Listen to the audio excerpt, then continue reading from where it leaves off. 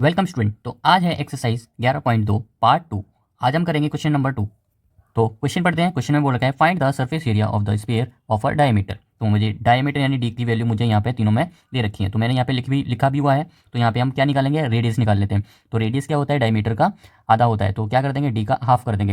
या तो यहाँ पे लिखेंगे 14/2। तो कितना आ जाएगा मेरे पास, रेडियस आ जाएगी मेरे पास 7 सेंटीमीटर। अब मैं क्या करूँगा, इस सरफेस एरिया वाले उस फॉर्मूले में क्या रख दूंगा, इसमें वैल्यू पुट कर दूंगा। तो करते हैं। तो 4 × 22/7 और आर की वैल्यू कितने लिखेंगे, 7 × 7। अब हम देखेंगे 7 से एक 7 कट हो जाएगा। अब देखेंगे यहाँ से क्या हो जाएगा, मल्टीप्लाई हो जाएगा। तो मल्टीप्लाई करने पर कितना आएगा मेरे पास, इनका मल्टीप्लाई करने पर 88 आएगा और इनका मल्टीप्लाई यानी 7। जब मैं 88 का मल्टीप्लाई 7 से करूँगा तब मेरे पास कितना आ जाएगा, मेरे पास आ जाएगा 661 आ जाएगा, यानी सेंटीमीटर स्क्वायर।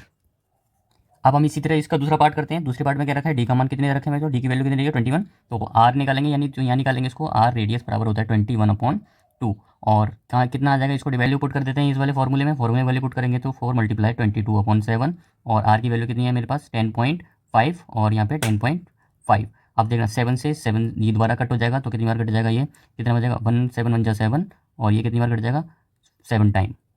अब हम देखेंगे दोबारा इनको क्या कर लेते हैं, मल्टीप्लाई करके क्या कर लेते हैं, मल्टीप्लाई करके इन दोनों का मल्टीप्लाई 88 और इन दोनों का मल्टीप्लाई करेंगे। तो इनको यहाँ पे एक बार साफ साफ लिख देता हूँ मैं, और फिर क्या कर देंगे लास्ट में इनका भी मल्टीप्लाई कर देंगे।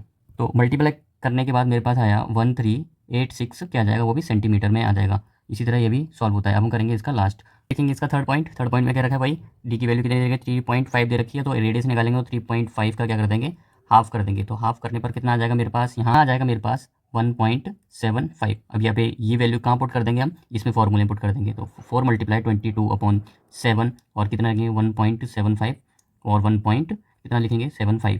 तो लिख देते हैं दोबारा 75 हो जाएगा। आप देखेंगे यहाँ से क्या करेंगे, कट करेंगे। तो या फिर ऐसा करो, सभी का एक साथ मल्टीप्लाई करके और 7 से डिवाइड करने पर मेरे पास आ जाएगा कितना 38.5। अब इतना तो कैलकुलेशन आपको करनी ही पड़ेगी।